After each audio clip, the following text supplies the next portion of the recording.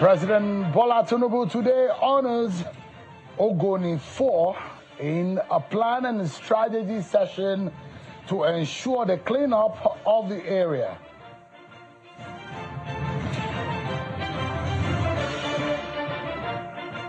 INEC is getting set for a new leadership as Professor Mahmoud Yakubu Tenure is expiring. Who will be the next INEC chairman, and what should be the kind of INEC leadership we should be expecting ahead of 2027?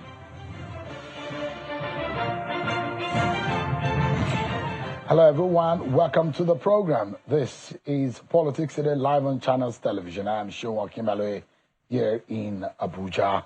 Let's tell you that at the presidential villa earlier today, we saw the past administrator of Rivers State, Mr. Abbas, visiting the presidential villa in what has been described as a meeting after leaving office with President Bola Tinubu, who appointed him into that office. Also, a moment afterwards, we saw the visitation of the EFCC Chairman, Mr. Ola Olukoyede. Will be bringing you details on those meetings.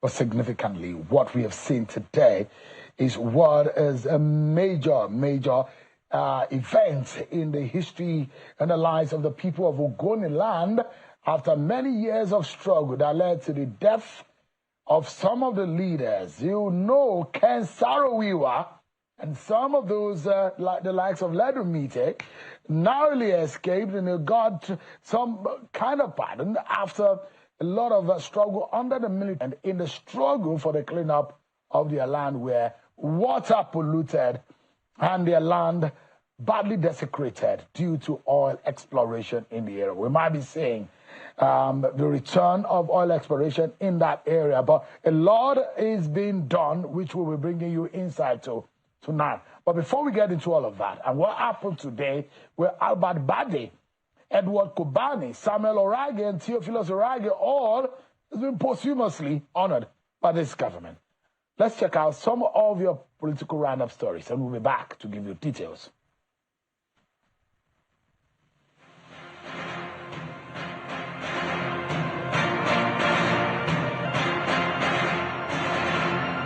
The central bank is sending notes of caution to Nigerians against hoarding the nation's currency, the naira, as the Yuletide season approaches. The bank's Director of Currency Operations and Branch Management Department, Mr. Sikiru Adetona, who was speaking at a sensitization meeting in Abuja, says such acts lead to currency scarcity and hardship for people. He cautioned that a 6-month jail period awaits those who abuse the naira. The federal government has unveiled the official theme for the 2025 Independence Anniversary, tagged Nigeria at 65, all hands on deck for a greater nation. In a statement issued by the Director of Information, Office of the Secretary to the Government of the Federation, Mr. Segun Imohiosen, activities to mark the 65th Independence Anniversary begins with Jumat's prayers and the interdenominational church service, which will hold on Friday, 26th of September, and Sunday, 28th September, respectively, as well as the World Press Conference on Monday, the 29th of September.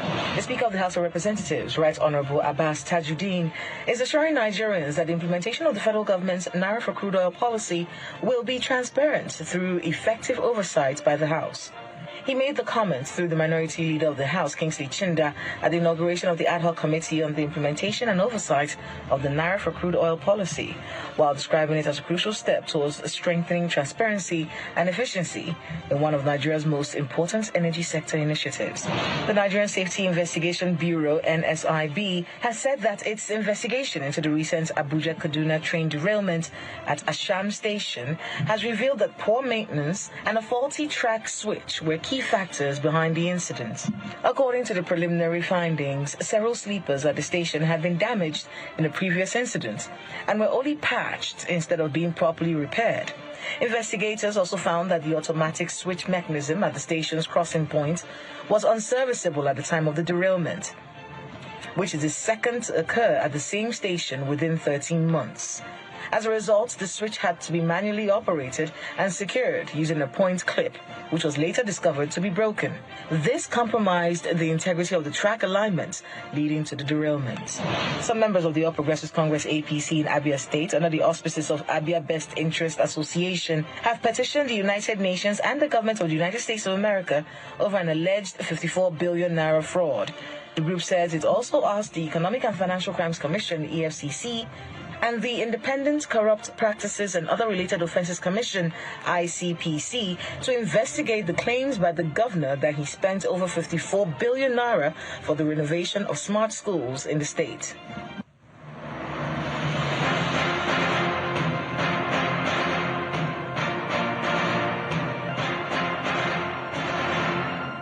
There you have it. You've been served with your political roundup stories. Let's now get to your top political stories today. And I'll begin from the presidential villa, where 4 people posthumously granted and honored with the CON Award, the Commander of the Order of the Niger. Posthumously given that honor by the President Bola Tinubu. The former Ogoni leaders were being highlighted in what has become a major struggle for the livelihoods of the people of Ogoni land. Albert Bade, Edward Kobani, Samuel Orage, and Theophilus Orage were all referred to as the Ogoni Four. The president announced the honor today when he received the report of the Ogoni Consultation Committee at the presidential villa. Let me allow you to listen to what the president said at that event. Equitable terms, resourceful commitment. Government will deploy every resource to support the Ogoni people in this march towards shared prosperity. It will be inclusive. I acknowledge the past grievances of the former operator.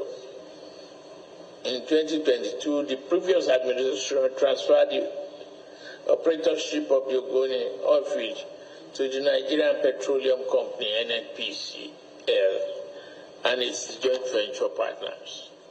We shall honor and build on that decision. Accordingly, I'm directing the National Security Advisor to commence immediately engagement between the Ogoni people and NNPCL.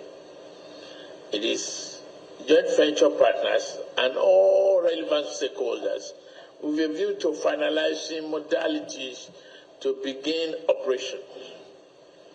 We have to start now. A dead asset is not valuable to the community, the country, and the people.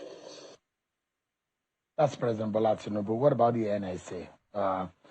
There seems to be a major role that it will be playing. And just a lot of people will be wondering, what is the connection? Does it have a security connection? The president is asking for reconciliation and unity if that area must move forward, especially because there is an economic twist to all of this, security perspective to all of it. But let me allow you to listen to the NSA, Nuhu Rubado. Approve some early confidence building steps to be undertaken to build needed trust. I am glad to confirm that the considerable process has been achieved in the actualization of these measures. These include the constitution of the Governing Council of the Federal University of Environment Technology, significant progress on the East-West Road acquisition of land for industrial park, progress on processes for targeted employment and assessment visits to some hospitals earmarked for renovation. And then that is the National Security Advisor, Nuhu Rubado. But let me allow you to listen to one of the leaders. The governor of Rivers State led the delegation alongside some of the Ogoni leaders. But here is his own take on the matter. I believe that the Ogoni people myself standing as a governor, we will work together to make sure that this impulse that have existed for many years will be resolved finally. There is every sign that this government is serious about resolving these issues. And I think we need to give them all the necessary opportunity and time to ensure that this problem is resolved once and for all. All right, then, let's get into the matter. Let's speak with one of the Ogoni leaders who was at that meeting, at that consultation, and what this means not only for Nigeria, but for the Ogoni people, all exploration in that region, and how Nigeria can also learn from what we saw in the past, be able to correct for the future. I'm being joined by a former federal lawmaker, Senator Magnus Ade. It's live for us here in our studio in Abuja. It's a pleasure having you join us tonight. Thank you, Shil. Thank you for having me. As an Ogoni son, how do you feel today when the Ogoni Four were honored by the government? First of all, Shil, I must say that for us as Ogoni people, what happened today was a defining moment in the ongoing efforts that we've been having to have total reconciliation and to get these families working together in the interest of Ogoni. As you are aware, the president had earlier, this administration had earlier conferred that recognition on the Ogoni 9, which is on the other side of the divide. And so all along, the effort had been to have an Ogoni 13. And these families had met, they've been brought together, and they're working together as part of the effort at total reconciliation in Ogoni. So today, what happened today, to finally recognize these four outstanding Ogoni leaders, late Chief Edward Kobani, Chief Sam Tete Orage, Chief Theophilus Orage, and Mr. Albert Bade, the former Secretary to Government of Rivers State, was a defining moment in that struggle. And we are all very, very grateful to President Tinubu for taking that historic step to bring our people together in order to finally put the demons of the past behind us. We're very grateful. These people were murdered right on Ogoni soil. Yes, that happened. And in this year, under very troubling circumstances, which also was part of the struggle in the land. And the government says it wants to be responsible in reconciling, identifying what was done wrong. Were any of those who were on the other side part of this meeting today, or how is this reconciliation going to be put together? Well, we don't want to talk about sides anymore. We're all now together. But you will recollect that, like you yourself mentioned, Ledu Mite was one of those who actually stood trial as a result of that process. And he was at the meeting today where these four were finally honored. So we're all together now. We don't want to have that division anymore. Our effort, our prayer is to bring Ogoni together and to enable us finally, by the grace of God, begin to reap the fruits of what God has put in our land for the benefit of our people, which before now has only brought suffering, death, misery, pollution, and diseases. So finally, with the steps the president has taken now and is taking now, and what he has done now, we believe that the ground is finally set for the takeoff of a new Ogoni. There is, on one hand, the Ogoni 4, and there's on the other hand, the Ogoni 9. And there are a lot of lessons to be learned. I mean, as much as we don't want to dwell on the past, but we can never move forward if we don't learn the history and the past, try to figure it out in the present, and learn for the future. Is that right?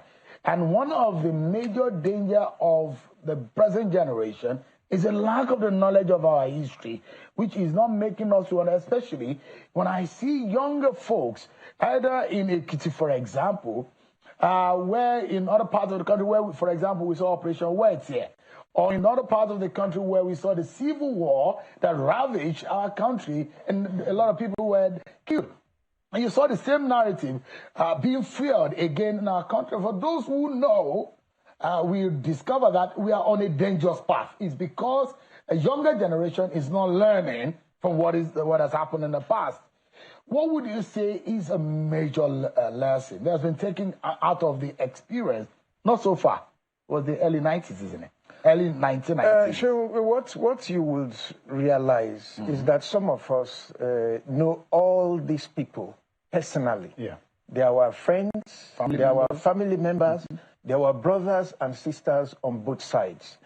Like you yourself pointed out, we don't need to go back to the issues, the bitterness, the divisions that made those things possible in the Ogoni of that time.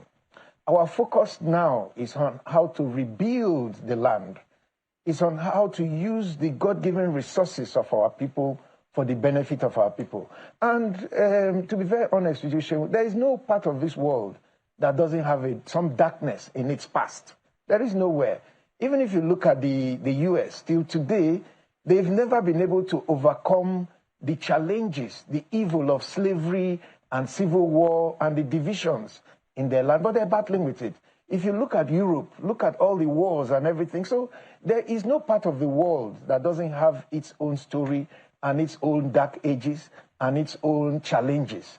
But what is important is that every generation must focus on how to move their people forward, how to unite their people, how to bring them together, and how to breed peace, prosperity, and progress.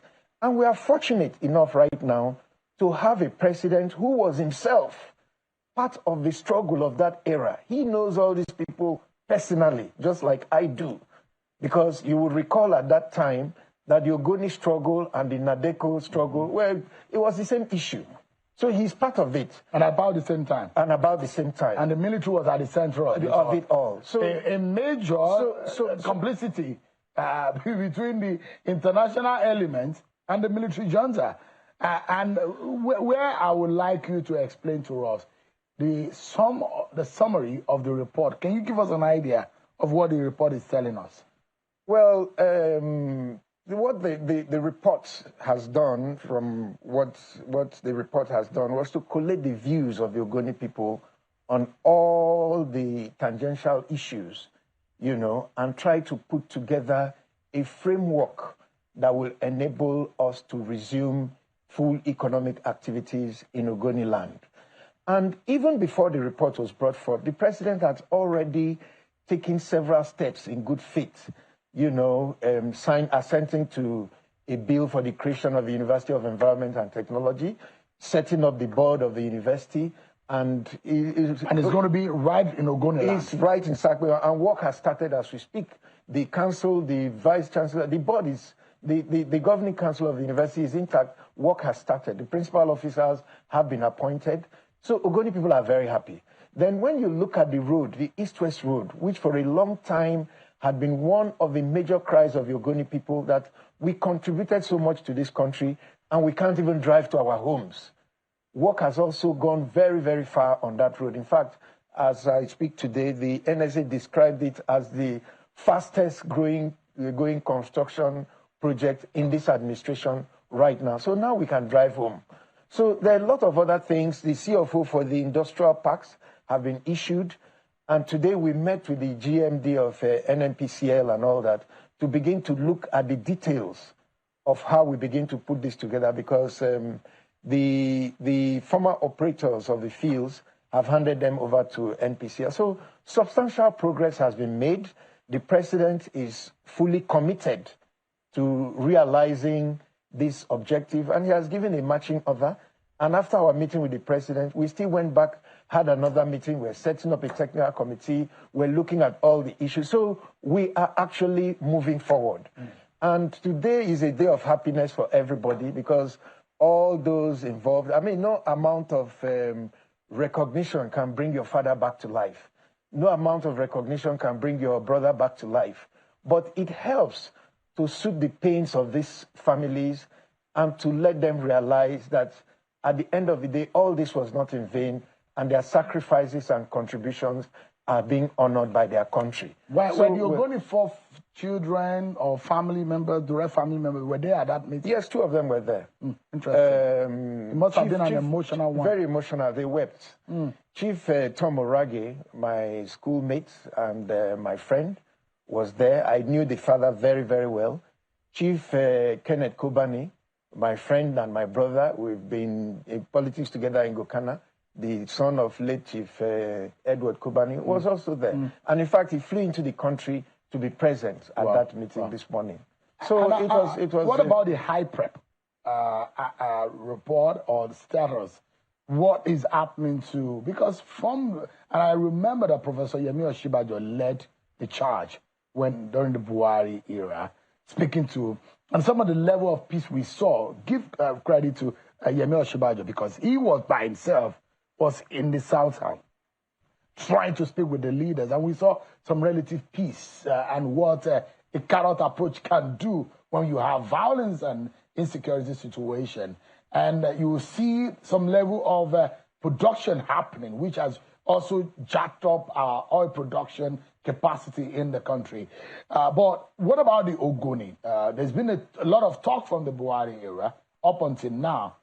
As a son of the soil, what can you tell us about what is happening now as far as the cleanup is concerned? Sure, let me say this. I am a son of the soil, but I've also been privileged to be part of this process. I was the Commissioner for Information in the Odili administration when Obasanjo came to Ogoni and kick-started this process. I was the Secretary to Government in the Amechi administration when the real cleanup process began at that time. And by the grace of God, we're still fortunate to be alive and still be part of the process at this time. From Obasanjo to Yaradua to Buhari, every government had shown interest in trying to resolve the impasse in Ogoni, not just because of the oil, but because of the dent it has left on the image of Nigeria internationally. So it's been a very, very difficult process. But I must say that the approach adopted by the Tinubu administration has been proactive and very, very, very, very well driven. Bringing somebody of the status of the National Security Advisor to midwife the process and fast track it has enabled the process to move in a way and a manner that we have never moved before. And we have been able to achieve so much that we were not able to achieve during all these years when we're taking sometimes a step back and a step forward. But we're very, very pleased with where we are now. Even we as Ogonis, we are tired of the whole, the bitterness, the poverty, the division, the hate, and we can see prosperity around the corner because we have the resources that can help to grow us and grow the country. So this is an effort that what in the business community they describe as a win-win situation. The Ogoni people will win. Nigeria will win. The image of Nigeria internationally will also win. And so we just need to keep working at it. It's very much work in progress. Because as you know, Ogoni is not an easy place. You know, there is no one person that speaks for the whole of Ogoni. Even when our late king, Giniwa, was alive as the chairman of the Supreme Council, people will still challenge him. So, but there is consensus in Ogoni land amongst every strata of the people that it is time for us to come together, solve this, and move forward. The very mechanics of it, that's why the dialogue committee spent so much time, went around all the communities to collect input from every segment of Ogoni society, including those in the diaspora, to be able to make sure that all these views are reflected in the final document that was submitted. And I want to say that when I read through the final submission, I was satisfied that a lot of the views expressed were properly captured. The little I's and T's and bending the E's and rounding of the B's that need to be done, there's still going to be another committee that would work on that process, not only with the NNPCL, but even amongst us as Ogonis, so that we arrive at our final destination. But I must tell you that with what the president has done today, with the steps that have been taken, with the NSA driving the process, I think we're almost there. But the work has not graduated very quickly, but is ongoing. No, it has graduated very quickly. What do you mean has not graduated very quickly? Because you look at, there are, from Kana to Gokana to Tai to Eleme, and some parts of Oyibo where you find the Ogoni people, would you say that all of the spill area has been taken care of? That's the question. No, how progressive? You see, all the areas that have been affected, how progressive? There are things that we cannot do immediately. Cleaning up the oil spills in Ogoni cannot be done even in the next 30 years. Because that's the estimation, yes, it's about 30 years or so. That's how difficult it is. Once you degrade the environment to a certain level, it takes time to really clean it up. So the important thing is that the Ogoni people can see that process is on. The Ogoni people can see the commitment, the sincerity of the government. And the Ogoni people themselves also, we need prosperity in Ogoni land. We can't keep the oil in the ground forever. It doesn't help us. If our children need money to go to school, where are we going to get the money? We need universities, we need schools, we need hospitals, we need healthcare, we need factories, we need job opportunities. What is the basic, foundational seed that God has given us to help us to bring out these things? It's the oil and the gas. So there's an agreement now, all exploration will begin. But do we know now when? It will begin, but I can't tell you when, because the process of working out how we actually begin it is what is on now. Is Shell involved in the exploration? Shell will not be involved. Shell will not be involved. Shell has been permanently... No, they're out. They have handed over the fields to NNPCL. So NNPCL now has other partners with which they will now come in. And us, as Ogoni people, we don't have the power to determine exactly what NNPCL will do, but we have the right, as Ogoni people, to put forth our own expectations and our demands and the things that we think will help our people, and that is what we are working on. On a final note, I'd like to extract, because you were way younger than this when the struggle was on. And now you're an elderly man, perhaps a grandfather now. I'm not a grandfather, but yes, I'm a father. But you're graduating to become a grandfather. I see your children having their own children. And there's a context to that the errors of the mistake of the past, when we feel the pain now, how do we learn from the future? And that's how I want us to wrap up this conversation. My questions to you is, what can we learn when there is investment in exploration of an area? And it's not only in oil, mining and in other. What are the lessons to learn, especially the relationship of the explorers or investors with the local community? What would you say is one thing that we need to take away from this? What I would say, Shehu, is that from my own experience, at the end of the day, the government plays a very, very significant role in what actually happens within its territory. If you leave this thing to those who seek resources, they are ready to do anything. It's a money thing. So if somebody goes to Zamfara or goes to Ogoni and they want to take oil, and you have youths, they're ready to give them money to get guns, to do this, to do that, and they think that is the fastest way for them to get what they want, they're going to do that. But it is the government, the sincerity of the government, the commitment of the government to the welfare and inclusion of the people that will make such practices not only abhorrent, but not profitable. Because if you go that way, you won't get what you want. Yeah. So at the end of the day, one must not forget that at that time we had a military government, who saw that saw any kind of opposition, as a challenge. And the military knows only one way to meet those kind of challenges.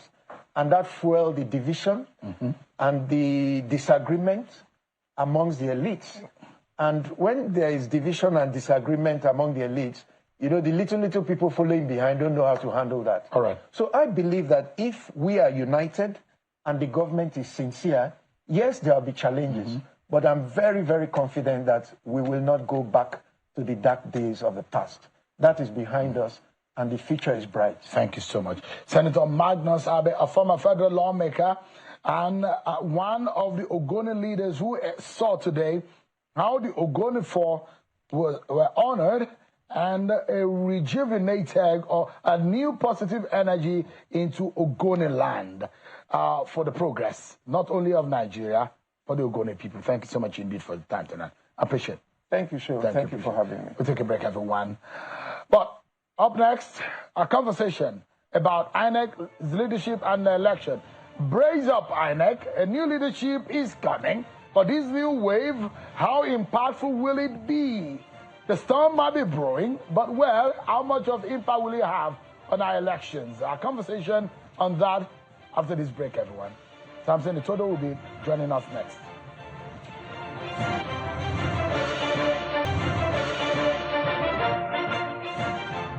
Thank you so much, everyone, for staying with us right on the program.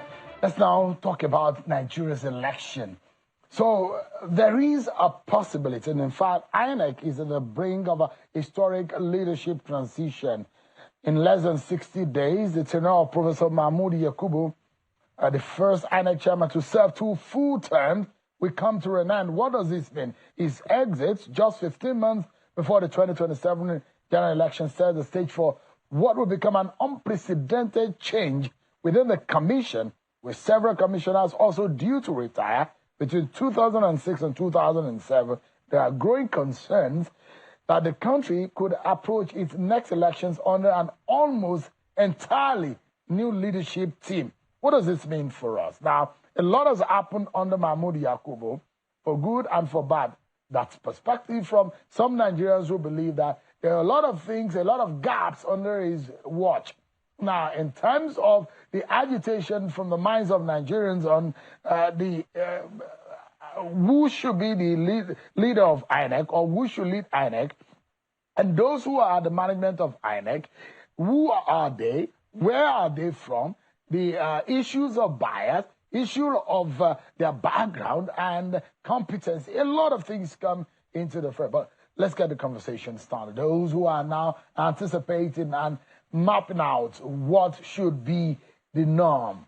Samson Itodo is an election observer and election development expert, and the executive director of Yaga Africa is live for us here in our studio to give insight. Thanks so much, Samson, for joining us. Thanks, always a delight to be here. Good evening. How significant would this transition be, not only for INEC as an institution, but for our elections?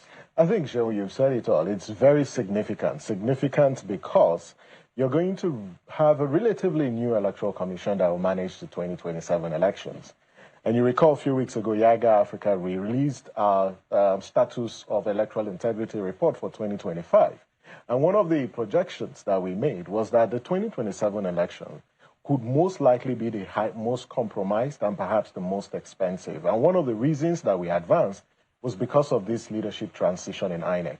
If it's not managed carefully, if it's not managed from a statesman point of view, you could probably have, the next elections jeopardized because citizens are not going to trust, who mans the INEC. So it's very significant because Professor Mahmoud has been there for 10 years. That's a decade. And his exit, leaves a lot of vacuum because you ask yourself, if a new chairman is appointed, whenever he is there sufficient time for the chairman to settle? If you look at what data says, and I'm sure we're going to go through the slides, you see the commissioners who are leaving next year, and then those who are leaving on the eve of the 2027 election. So to a large extent, it's quite significant. Don't forget that the level of trust of citizens in the electoral process is also at its lowest ebb. So this is really an opportunity, for the president, for the Senate and the National Assembly to rebuild public trust and confidence in the electoral process. We forget things quickly in this country. Like him or hate him, Mahmoud Yakubu will be known as the man who entrenched beavers. Will be known as the man who introduced the election result viewing portal.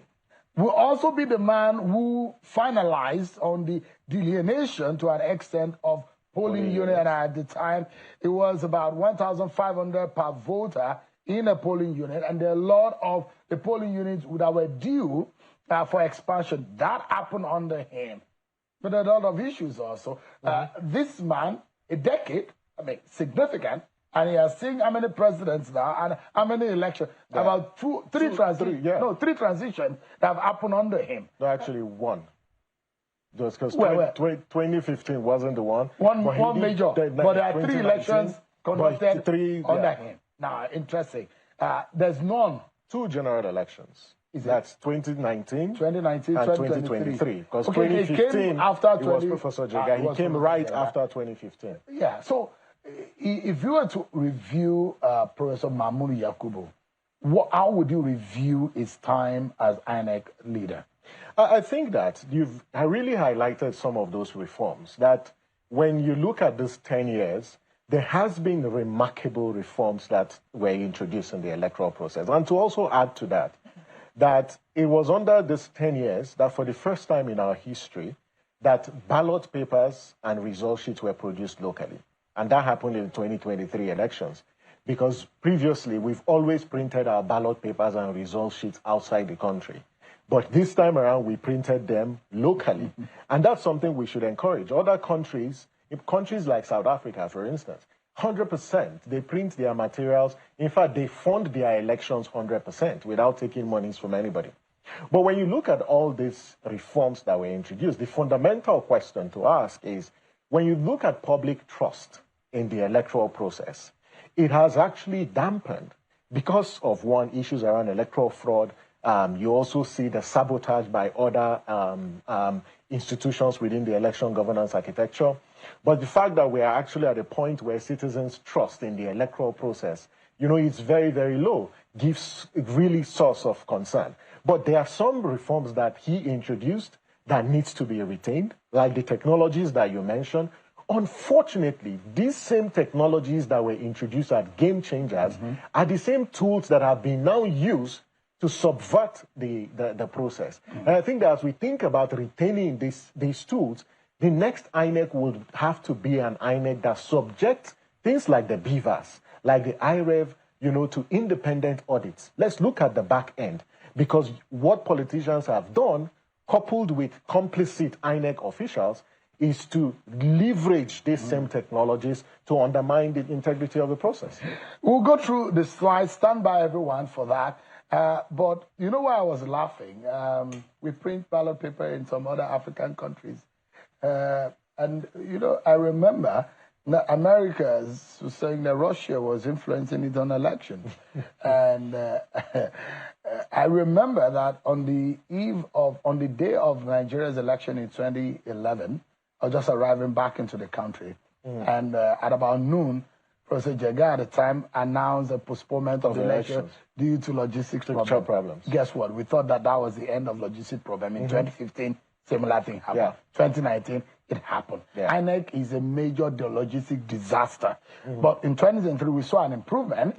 And in fact, at the time, it was an ex-military man who was in charge of logistics at INEC. But there are a few changes that have happened.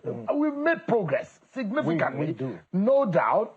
Whether or not there are bad elements in INEC that has given Professor Mahmoud a bad man, whether or not one man can sit in Abuja and control whatever happened, and those who argue that why did you announce the election result in the middle of the night? Why didn't you? There are a lot of issues. No, and what are the glitches? There were a lot of debates. There were also missed opportunities. Of course. Several missed opportunities. To awaken some kind of trust. Exactly. And we hope that the next INEC would learn, you know, from this particular INEC. But I think at the heart of it is we need to now rebuild public trust and confidence in the electoral process. That's why the appointment of the next INEC chairman and the national commissioners is very, very critical, because today you have partisan people who are currently in INEC. And that is even with the agitation from Nigerian people. Although not only in this government that we have seen that under Jonathan, you remember, 3 people were dropped Yeah. And, but agitation against some of the elements who were nominated, nobody cared. I think it and really went bad. And one of the bad legacies that President Buhari left on our electoral process is how he appointed, individuals, who have clear partisan interest. And President Tinubu, when he had the opportunity, he didn't, reverse that particular practice, because some of the recs that he nominated, you saw the huge public outcry. There are people who are known to have been campaign actors, people who have, whether they are biological affinities or cronies of certain politically exposed persons and appointed into the Electoral Commission. These are some of the issues, because when you do that, you reduce the confidence that people have in the electoral process. And that's why the appointing authority, in this case, who is the president, there are certain criteria that he needs to look out for before he appoints the next chair or the next set of national commissioners. Legally speaking, there are constitutional provisions as to how the processes of appointing and the Constitution gives an almost overriding and largely unchecked powers to the president to nominate, to get advisory from the Council of State. Not just advice. It does, So usually what happens at the Council of State meeting is sometimes I'd imagine that when they say, no, we don't want this man, the president will say, I've heard you, and still went ahead to pass the name to the Senate or the House of Reps. Because they are in advisory. And it goes to the Senate, and they appoint, which has the constitutional power to screen and also pass the nomination. Then the person stands appointed. But that has been questioned. There are a lot of Nigerians, like your organization and your colleagues in the civil society climate, saying, look, we need to subject the appointment of INEC leaders to a non-partisan, well, if you may, and a more objective process, such that, but I don't know how that's going to happen. I hope that that's going to be part of our electoral law reforms or in the Constitution, because this is a constitutional matter. It's not about the Electoral Act now. But if you look at some of the slides that your organization have put forward, what appointments will make or break the electoral integrity in 2027, that is the meat of it. So if we may go forward, it gives us an understanding of why it is important that we take note of these appointments. So, for instance, when you look at, as at today, we are 514 days to the 2027 elections. So that's 1 year and 4 months. So we don't actually have time. So 114 days to the 2027 elections. So when you think about what are the criteria, like you mentioned, the Constitution sets 2 conditions. The first one is the person must be non-partisan, and 2, the person must have unquestionable integrity. It is clear from experience that these 2 qualifications or criteria are inadequate. There's a great need that the next INEC chairman or national commissioners should, one, be individuals that not only have impeccable character, but they are individuals that do what, Shehu, that have what? That do not have any partisan connection whatsoever. And what we are saying is, in fact, that person should not have been a member of a political party, whether present or past. That is one. The second is that the next INEC chairman and commissioners at least should be people who have courage, who have the ability to resist political pressure. Because leading in INEC requires people who are courageous to call the bluff, of politicians when they try to put pressure on INEC. But then also, we've also seen how incompetence impacted on the 2023 elections. When you flood INEC with people who don't have, the competence or understand elections, what you get is what happened in a place like Sokoto. If you recall, there were the REC in Sokoto was actually relieved of his responsibility because of sheer incompetence. When you compare the Edo and the Ondo governorship elections, you clearly see a stark difference in the way that the commissioners managed that election. So competence does play a critical role in determining who becomes the next INEC chairman. But then, what we have said is the president has the power. It is his prerogative. But we're saying the president needs to rise above politics and act as a statesman.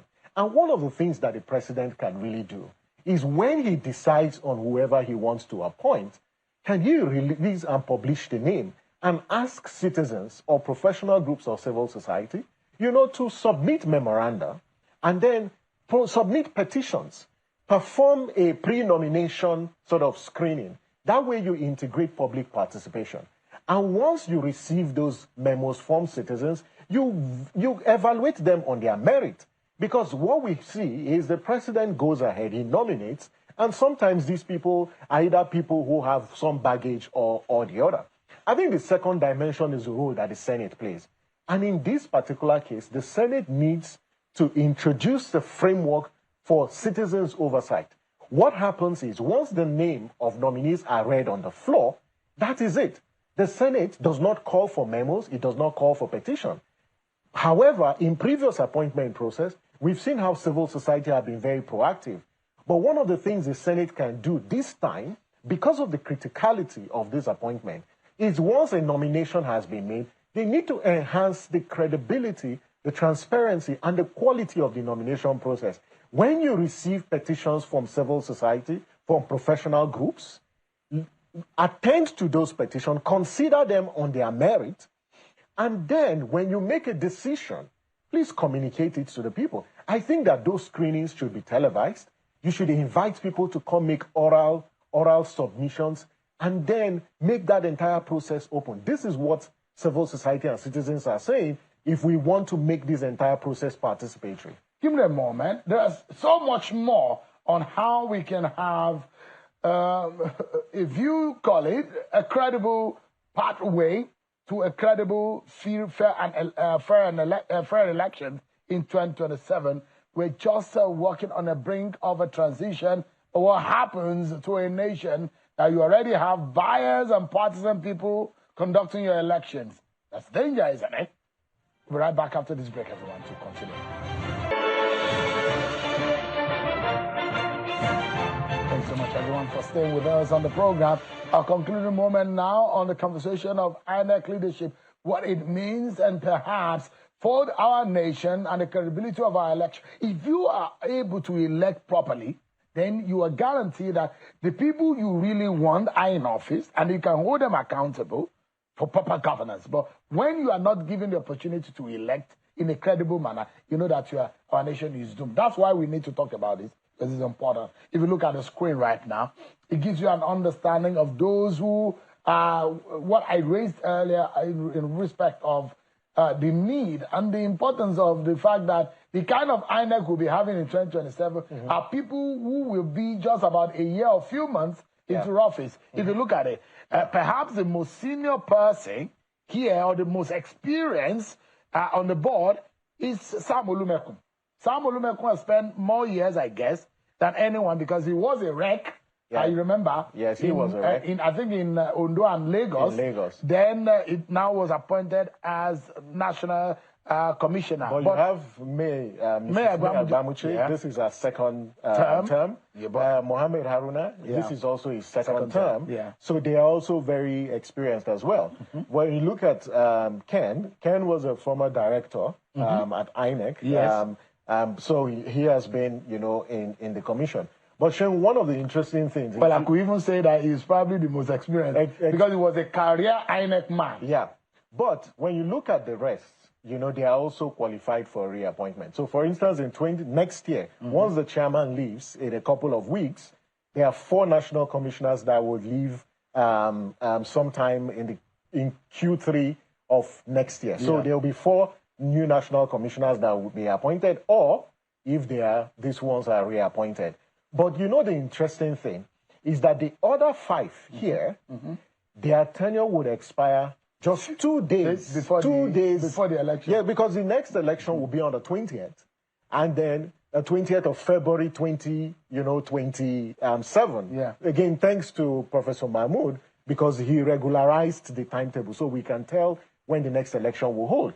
But 2 days. So we will be in the midst of collation of results when the tenure of these 5 other national commissioners, would expire. So apart from Malam Aruna and Agbamuche, Mr. Yes. Agbamuche Umbu, and Sam. No, Sam is you. Apart from the two of them, the three, Professor Gumus, Ken Ukeagu, and Sam Olumekun, they could be reappointed. They could be reappointed. So are the other five, all the other five, whose appointments will expire next year. Absolutely. So, but you know, we also lost one of the national commissioners, General so there's currently a vacancy, you know, in INEC in this regard. So if you clearly see, and there are several scenarios, this is why it is important, you know, for the president, for the Senate, to take this appointment seriously, because it has grave implications, you know, for our elections. And you know, in weak democracies, where politics is a do-or-die affair, often political elites see leadership transition in electoral commission as an opportunity to capture the electoral commission or consolidate control over the political process. This is why we're calling on the president and the Senate that this is an opportunity, a golden opportunity that have been presented to them. If you're going to consider appointments, ensure that these are individuals that have not been members of political parties, whether present or past. They must be people who have impeccable character, but also people who are courageous. And you know, like some will say, also people who have mental alertness. Because INEC job is a tedious one. You need people who are healthy, who are strong to deliver credible elections. Samson Itodo is an election development expert and the executive director of the EGA Africa. Many thanks, Samson. Thanks, always a delight. I appreciate it. That's our show for tonight, everyone. Many thanks for watching. I'm Shion Wakimbale. God bless Nigeria.